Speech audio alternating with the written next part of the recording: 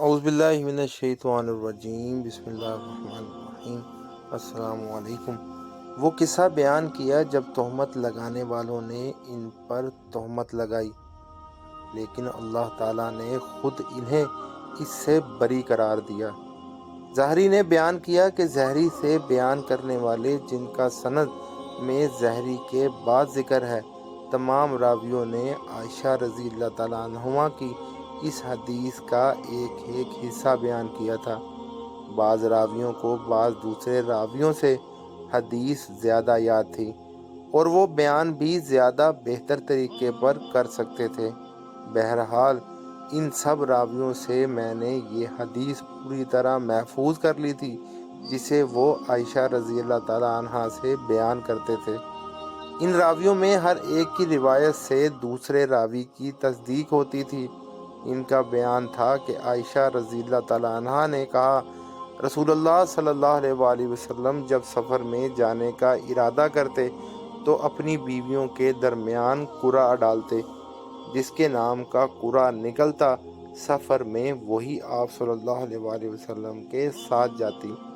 چنانچہ ایک غزوہ کے موقع پر جس میں آپ صلی اللہ علیہ وآلہ وسلم بھی شرکت کر رہے تھے، آپ صلی اللہ علیہ وآلہ وسلم نے قرعہ ڈلوایا اور میرا نام نکلا۔ اب میں آپ صلی اللہ علیہ وآلہ وسلم کے ساتھ تھی۔ یہ واقعہ پردے کی آیت کے نازل ہونے کے بعد کا ہے۔ خیر، میں ایک ہودج میں سوار رہتی تھی، اسی میں بیٹھے بیٹھے مجھ کو اتارا جاتا تھا۔ اسی طرح ہم چلتے رہے۔ پھر جب رسول اللہ صلی اللہ علیہ وآلہ وسلم جہاز سے فارغ ہو کر واپس ہوئے اور ہم مدینہ کے قریب پہنچ گئے تو ایک رات آپ صلی اللہ علیہ وآلہ وسلم نے کوچ کا حکم دیا۔ میں یہ حکم سنتے ہی اٹھی اور لشکر سے آگے بڑھ گئی۔ جب حاجت سے فارغ ہوئی تو کجاوے کے پاس آ گئی۔ وہاں پہنچ کر جو میں نے اپنا سینہ ٹٹولا تو میرا ظفار کے کالے نگینوں کا ہار موجود نہیں تھا، اس لیے میں وہاں دوبارہ پہنچی جہاں قضائے حاجت کے لیے گئی تھی، اور میں نے ہار کو تلاش کیا۔ اس تلاش میں دیر ہو گئی۔ اس عرصے میں وہ اصحاب جو مجھے سوار کراتے تھے آئے اور میرا ہودج اٹھا کر میرے اونٹ پر رکھ دیا۔ وہ یہی سمجھے کہ میں اس میں بیٹھی ہوں۔ ان دنوں عورتیں ہلکی پھلکی ہوتی تھیں، بھاری بھرکم نہیں۔ گوشت ان میں زیادہ نہیں رہتا تھا کیونکہ بہت معمولی غذا کھاتی تھیں۔ اس لیے ان لوگوں نے جب ہودج کو اٹھایا تو انہیں اس کے بوجھ میں کوئی فرق معلوم نہیں ہوا۔ میں یوں بھی نوعمر لڑکی تھی، چنانچہ اصحاب نے اونٹ کو ہانک دیا اور خود بھی اس کے ساتھ چلنے لگے۔ جب لشکر روانہ ہو چکا تو مجھے اپنا ہار ملا اور میں پڑاؤ کی جگہ آئی، لیکن وہاں کوئی آدمی موجود نہ تھا، اس لیے میں اس جگہ گئی جہاں پہلے میرا قیام تھا۔ میرا خیال تھا کہ جب وہ لوگ مجھے نہیں پائیں گے تو یہیں لوٹ کے آئیں گے۔ اپنی جگہ پہنچ کر میں یوں ہی بیٹھی ہوئی تھی کہ میری آنکھ لگ گئی اور میں سو گئی۔ صفوان بن معطل رضی اللہ تعالیٰ عنہ جو پہلے سلمی تھے پھر زکوانی ہو گئے، لشکر کے پیچھے تھے، جو لشکریوں کی گری پڑی ہوئی چیزوں کو اٹھا کر انہیں اس کے مالک تک پہنچانے کی خدمت کے لیے مقرر تھے۔ وہ میری طرف سے گزرے تو ایک سوئے ہوئے انسان کا سایہ نظر پڑا، اس لیے اور قریب پہنچے۔ پردہ کے حکم سے پہلے وہ مجھے دیکھ چکے تھے۔ ان کے انا للہ پڑھنے سے میں بیدار ہو گئی۔ آخر انہوں نے اپنا اونٹ بٹھایا اور اس کے اگلے پاؤں کو موڑ دیا تاکہ بلا کسی مدد کے میں خود سوار ہو سکوں۔ چنانچہ میں سوار ہو گئی۔ اب وہ اونٹ پر مجھے بٹھائے ہوئے خود اس کے آگے آگے چلنے لگے۔ اسی طرح ہم جب لشکر کے قریب پہنچے تو لوگ بھری دوپہر میں آرام کے لیے پڑاؤ ڈال چکے تھے۔ اتنی ہی بات تھی جس کی بنیاد پر جسے ہلاک ہونا تھا وہ ہلاک ہوا، اور تہمت کے معاملے میں پیش پیش عبداللہ بن ابی بن سلول منافق تھا۔ پھر ہم مدینہ میں آ گئے اور میں ایک مہینے تک بیمار رہی۔ تہمت لگانے والوں کی باتوں کا خوب چرچا ہو رہا تھا۔ اپنی اس بیماری کے دوران مجھے اس سے بھی بڑا شبہ ہوتا تھا کہ ان دنوں رسول اللہ صلی اللہ علیہ وآلہ وسلم کا وہ لطف و کرم بھی نہیں دیکھتی تھی جن کا مشاہدہ اپنی پچھلی بیماریوں میں کر چکی تھی۔ بس آپ صلی اللہ علیہ وآلہ وسلم گھر میں جب آتے تو سلام کرتے اور صرف اتنا دریافت فرما لیتے، مزاج کیسا ہے؟ جو باتیں تہمت لگانے والے پھیلا رہے تھے ان میں سے کوئی بات مجھے معلوم نہیں تھی۔ جب میری صحت کچھ ٹھیک ہوئی تو ایک رات میں مستح کے ساتھ مناسے کی طرف گئی۔ یہ ہماری قضائے حاجت کی جگہ تھی، ہم یہاں صرف رات ہی میں آتے تھے۔ یہ اس زمانہ کی بات ہے جب ابھی ہمارے گھروں کے قریب بیت الخلاء نہیں بنے تھے۔ میدان میں جانے کے سلسلے میں قضائے حاجت کے لیے ہمارا طرز عمل قدیم عرب کی طرح تھا۔ میں اور مستح بنت ابی رحم چل رہی تھیں کہ وہ اپنی چادر میں الجھ کر گر پڑیں اور ان کی زبان سے نکل گیا، مستح برباد ہو۔ میں نے کہا، بری بات آپ نے اپنی زبان سے نکالی، ایسے شخص کو برا کہہ رہی ہیں آپ جو بدر کی لڑائی میں شریک تھا۔ وہ کہنے لگیں، اے بھولی بھالی، جو کچھ ان سب نے کہا ہے وہ آپ نے نہیں سنا۔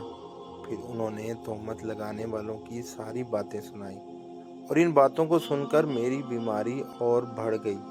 میں جب اپنے گھر واپس ہوئی تو رسول اللہ صلی اللہ علیہ وآلہ وسلم اندر تشریف لائے اور دریافت فرمایا، مزاج کیسا ہے؟ میں نے عرض کیا کہ آپ مجھے والدین کے یہاں جانے کی اجازت دیجیے۔ اس وقت میرا ارادہ یہ تھا کہ ان سے اس خبر کی تحقیق کروں گی۔ آپ صلی اللہ علیہ وآلہ وسلم نے مجھے جانے کی اجازت دے دی اور میں جب گھر آئی تو میں نے اپنی والدہ رومان سے ان باتوں کے متعلق پوچھا جو لوگوں میں پھیلی ہوئی تھیں۔ انہوں نے فرمایا، بیٹی، اس طرح کی باتوں کی پرواہ نہ کر۔ اللہ کی قسم شاید ہی ایسا ہو کہ تجھ جیسی حسین و خوبصورت عورت کسی مرد کے گھر میں ہو اور اس کی سوکھنے بھی ہوں، پھر بھی اسی طرح کی باتیں نہ پھیلائی جایا کریں۔ میں نے کہا، سبحان اللہ، سوکنوں کا کیا ذکر، وہ تو دوسرے لوگ اس طرح کی باتیں کر رہے ہیں۔ انہوں نے بیان کیا کہ وہ رات میں نے وہیں گزاری، صبح تک میرے آنسو نہیں تھمتے تھے اور نہ نیند آئی۔ صبح ہوئی تو رسول اللہ صلی اللہ علیہ وآلہ وسلم نے اپنی بیوی کو جدا کرنے کے سلسلے میں مشورہ کرنے کے لیے علی ابن ابی طالب اور اسامہ بن زید رضی اللہ تعالیٰ عنہم کو بلایا، کیونکہ وہی اس سلسلے میں اب تک نہیں آئی تھی۔ اسامہ رضی اللہ تعالیٰ عنہ کو آپ کی بیویوں سے آپ کی محبت کا علم تھا، اس لیے اسی کے مطابق مشورہ دیا اور کہا، آپ کی بیوی، یا رسول اللہ، واللہ ہم ان کے متعلق خیر کے سوا اور کچھ نہیں جانتے۔ علی رضی اللہ عنہ نے کہا، یا رسول اللہ، اللہ تعالیٰ نے آپ پر کوئی تنگی نہیں کی ہے، عورتیں ان کے سوا بھی بہت ہیں، باندی سے بھی آپ دریافت فرما لیجئے، وہ سچی بات بیان کریں گی۔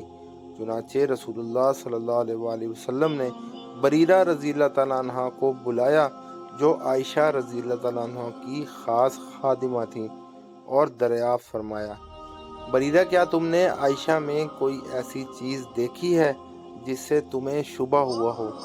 بریرہ رضی اللہ تعالیٰ عنہ نے عرض کیا، نہیں، اس ذات کی قسم جس نے آپ کو حق کے ساتھ مبعوث فرمایا ہے، میں نے ان میں کوئی ایسی چیز نہیں دیکھی جس کا عیب میں ان پر لگا سکوں۔ اتنی بات ضرور ہے کہ وہ نو عمر لڑکی ہیں، آٹا گوندھ کر سو جاتی ہیں، پھر بکری آتی ہے اور کھا لیتی ہے۔ رسول اللہ صلی اللہ علیہ وآلہ وسلم نے اسی دن منبر پر کھڑے ہو کر عبداللہ بن ابی ابن سلول کے بارے میں مدد چاہی۔ آپ صلی اللہ علیہ وآلہ وسلم نے فرمایا، ایک ایسے شخص کے بارے میں میری کون مدد کرے گا جس کی اذیت اور تکلیف دہی کا سلسلہ اب میری بیوی کے معاملہ تک پہنچ چکا ہے۔ اللہ کی قسم اپنی بیوی کے بارے میں خیر کے سوا اور کوئی چیز مجھے معلوم نہیں۔ پھر نام بھی اس معاملے میں انہوں نے ایک ایسے آدمی کا لیا ہے جس کے متعلق بھی میں خیر کے سوا اور کچھ نہیں جانتا۔ خود میرے گھر میں جب بھی وہ آئے ہیں تو میرے ساتھ ہی آئے۔ یہ سن کر سعد بن معاذ رضی اللہ تعالیٰ عنہ کھڑے ہوئے اور عرض کیا، یا رسول اللہ صلی اللہ علیہ وآلہ وسلم، واللہ میں آپ کی مدد کروں گا۔ اگر وہ شخص جس کے متعلق تہمت لگانے کا آپ نے ارشاد فرمایا ہے اوس قبیلہ سے ہوگا تو ہم اس کی گردن مار دیں گے، کیونکہ سعد رضی اللہ تعالیٰ عنہ خود قبیلہ اوس کے سردار تھے، اور اگر وہ خزرج کا آدمی ہوا تو آپ ہمیں حکم دیں، جو بھی آپ کا حکم ہوگا ہم تعمیل کریں گے۔ اس کے بعد سعد بن عبادہ رضی اللہ تعالیٰ عنہ کھڑے ہوئے، جو قبیلہ خزرج کے سردار تھے، حالانکہ اس سے پہلے اب تک بہت سالے تھے، لیکن اس وقت سعد بن معاذ رضی اللہ تعالیٰ عنہ کی بات پر حمیت سے غصے ہو گئے تھے، اور سعد بن معاذ رضی اللہ تعالیٰ عنہ سے کہنے لگے، رب کے دوام و بقا کی قسم، تم جھوٹ بولتے ہو، نہ تم اسے قتل کر سکتے ہو اور نہ تمہارے اندر اس کی طاقت ہے۔ پھر اسید بن حضیر رضی اللہ تعالیٰ عنہ کھڑے ہوئے، سعد بن معاذ رضی اللہ تعالیٰ عنہ کے چچا زاد بھائی، اور کہا، اللہ کی قسم ہم اسے قتل کر دیں گے اگر رسول اللہ صلی اللہ علیہ وآلہ وسلم کا حکم ہوا۔ کوئی شبہ نہیں رہ جاتا کہ تم بھی منافق ہو، کیونکہ منافقوں کی طرفداری کر رہے ہو۔ اس پر اوس و خزرج دونوں قبیلوں کے لوگ اٹھ کھڑے ہوئے اور آگے بڑھنے ہی والے تھے کہ رسول اللہ صلی اللہ علیہ وآلہ وسلم، جو ابھی تک ممبر پر تشریف رکھتے تھے، ممبر سے اترے اور لوگوں کو نرم کیا۔ اب سب لوگ خاموش ہو گئے اور آپ بھی خاموش ہو گئے۔ میں اس دن بھی روتی رہی، نہ میرے آنسو تھمتے تھے اور نہ نیند آتی تھی۔ پھر میرے پاس میرے ماں باپ آئے، میں ایک رات اور ایک دن سے برابر روتی رہی تھی۔ ایسا معلوم ہوتا تھا کہ ایک روتے روتے میرے دل کے ٹکڑے ہو جائیں گے۔ انہوں نے بیان کیا کہ ماں باپ میرے پاس بیٹھے ہوئے تھے کہ ایک انصاری عورت نے اجازت چاہی اور میں نے انہیں اندر آنے کی اجازت دے دی، اور وہ میرے ساتھ بیٹھ کر رونے لگیں۔ ہم سب اسی طرح تھے کہ رسول اللہ صلی اللہ علیہ وآلہ وسلم اندر تشریف لائے اور بیٹھ گئے۔ جس دن سے میرے متعلق وہ باتیں کہی جا رہی تھیں جو کبھی نہیں کہی گئی تھی، اس دن سے میرے پاس آپ صلی اللہ علیہ وآلہ وسلم نہیں بیٹھے تھے۔ آپ صلی اللہ علیہ وآلہ وسلم 1 مہینے تک انتظار کرتے رہے تھے، لیکن میرے معاملے میں کوئی وحی آپ صلی اللہ علیہ وآلہ وسلم پر نازل نہیں ہوئی تھی۔ عائشہ رضی اللہ تعالیٰ عنہا نے بیان کیا، پھر آپ صلی اللہ علیہ وآلہ وسلم نے تشہد پڑھی اور فرمایا، عائشہ، تمہارے متعلق مجھے یہ باتیں معلوم ہوئی۔ اگر تم اس معاملے میں بری ہو تو اللہ تعالیٰ بھی تمہاری برت ظاہر کر دے گا، اور اگر تم نے گناہ کیا ہے تو اللہ تعالیٰ سے مغفرت چاہو اور اس کے حضور توبہ کرو، کہ بندہ جب اپنے گناہ کا اقرار کر کے توبہ کرتا ہے تو اللہ تعالیٰ بھی اس کی توبہ قبول کرتا ہے۔ جو ہی آپ صلی اللہ علیہ وآلہ وسلم نے اپنی گفتگو ختم کی، میرے آنسو اس طرح خشک ہو گئے کہ اب ایک قطرہ بھی محسوس نہیں ہوتا تھا۔ میں نے اپنے باپ سے کہا کہ آپ صلی اللہ علیہ وآلہ وسلم سے میرے متعلق کہیے، لیکن انہوں نے کہا، قسم اللہ کی، مجھے نہیں معلوم کہ آپ صلی اللہ علیہ وآلہ وسلم سے مجھے کیا کہنا چاہیے۔ میں نے اپنی ماں سے کہا کہ رسول اللہ صلی اللہ علیہ وآلہ وسلم نے جو کچھ فرمایا اس کے متعلق آپ صلی اللہ علیہ وآلہ وسلم سے آپ ہی کچھ کہیے۔ انہوں نے بھی یہی فرما دیا کہ قسم اللہ کی، مجھے معلوم نہیں کہ مجھے رسول اللہ صلی اللہ علیہ وآلہ وسلم سے کیا کہنا چاہیے۔ انہوں نے بیان کیا کہ میں نوعمر لڑکی تھی، قرآن مجھے زیادہ یاد نہیں تھا۔ میں نے کہا، اللہ گواہ ہے، مجھے معلوم ہوا کہ آپ لوگوں نے بھی لوگوں کی افواہ سنی ہے، اور آپ لوگوں کے دلوں میں وہ بات بیٹھ گئی ہے، اور اس کی تصدیق بھی آپ لوگ کر چکے ہیں۔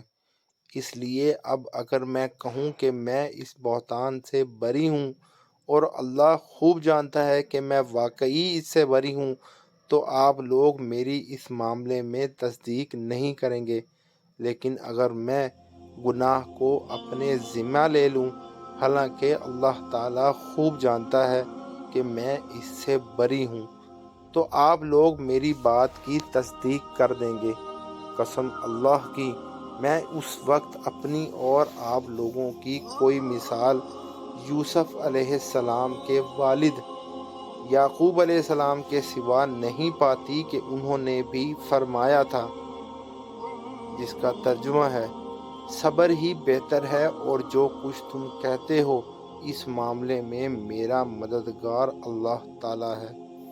اس کے بعد بستر پر میں نے اپنا رخ دوسری طرف کر لیا، اور مجھے امید تھی کہ خود اللہ تعالیٰ میری برت کرے گا، لیکن میرا یہ خیال کبھی نہ تھا کہ میرے متعلق وحی نازل ہوگی۔ میری اپنی نظر میں حیثیت اس سے بہت معمولی تھی کہ قرآن مجید میں میرے متعلق کوئی آیت نازل ہو۔ ہاں، مجھے اتنی امید ضرور تھی کہ آپ صلی اللہ علیہ وآلہ وسلم کوئی خواب دیکھیں گے جس میں اللہ تعالیٰ مجھے بری فرما دے گا۔ اللہ گواہ ہے کہ ابھی آپ صلی اللہ علیہ وآلہ وسلم اپنی جگہ سے اٹھے بھی نہ تھے، اور نہ اس وقت گھر میں موجود کوئی باہر نکلا تھا کہ آپ صلی اللہ علیہ وآلہ وسلم پر وحی نازل ہونے لگی، اور شدت وحی سے آپ صلی اللہ علیہ وآلہ وسلم جس طرح پسینے پسینے ہو جایا کرتے تھے، وہی کیفیت آپ صلی اللہ علیہ وآلہ وسلم کی اب بھی تھی۔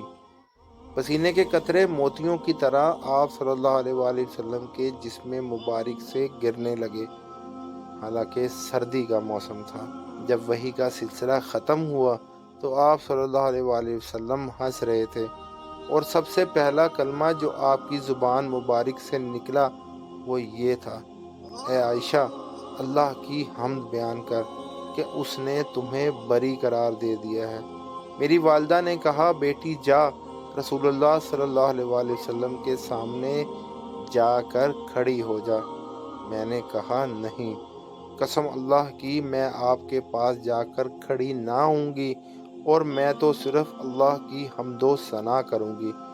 اللہ تعالیٰ نے یہ آیت نازل فرمائی تھی جس کا ترجمہ ہے، جن لوگوں نے تہمت تراشی کی ہے وہ تم ہی میں سے کچھ لوگ ہیں۔ جب اللہ تعالیٰ نے میری برت میں یہ آیت نازل فرمائی تو ابو بکر رضی اللہ تعالیٰ عنہ نے، جو مصطح بن اثاثہ رضی اللہ تعالیٰ عنہ کے اخراجات قرابت کی وجہ سے خود ہی اٹھاتے تھے، کہا کہ قسم اللہ کی اب میں مصطح پر کبھی کوئی چیز خرچ نہیں کروں گا، کہ وہ بھی عائشہ پر تہمت لگانے میں شریک تھا۔ اس پر اللہ تعالیٰ نے یہ آیت نازل کی جس کا ترجمہ ہے، تم میں سے صاحب فضل و صاحب مال لوگ قسم نہ کھائیں، اللہ تعالیٰ کے ارشاد غفور رحیم تک۔ ابو بکر رضی اللہ عنہ نے کہا، اللہ کی قسم بس میری یہی خواہش ہے کہ اللہ تعالیٰ میری مغفرت کر دے۔ چنانچہ مصطح رضی اللہ تعالیٰ عنہ کو جو آپ پہلے دیا کرتے تھے وہ پھر دینے لگے۔ رسول اللہ صلی اللہ علیہ وآلہ وسلم نے زینب بنت حجش رضی اللہ تعالیٰ عنہ ام المومنین سے بھی میرے متعلق پوچھا تھا۔ آپ صلی اللہ علیہ وآلہ وسلم نے دریافت فرمایا کہ زینب، تم عائشہ رضی اللہ تعالیٰ عنہ کے متعلق کیا جانتی ہو اور کیا دیکھا ہے؟ انہوں نے جواب دیا، میں اپنے کان اور اپنی آنکھ کی حفاظت کرتی ہوں کہ جو چیز میں نے دیکھی ہو یا نہ سنی ہو وہ آپ سے بیان کرنے لگوں۔ اللہ گواہ ہے کہ میں نے ان میں خیر کے سوا اور کچھ نہیں دیکھا۔ عائشہ رضی اللہ تعالیٰ عنہ نے بیان کیا کہ یہی میری برابر کی تھی، لیکن اللہ تعالیٰ نے انہیں تقوی کی وجہ سے بچا لیا۔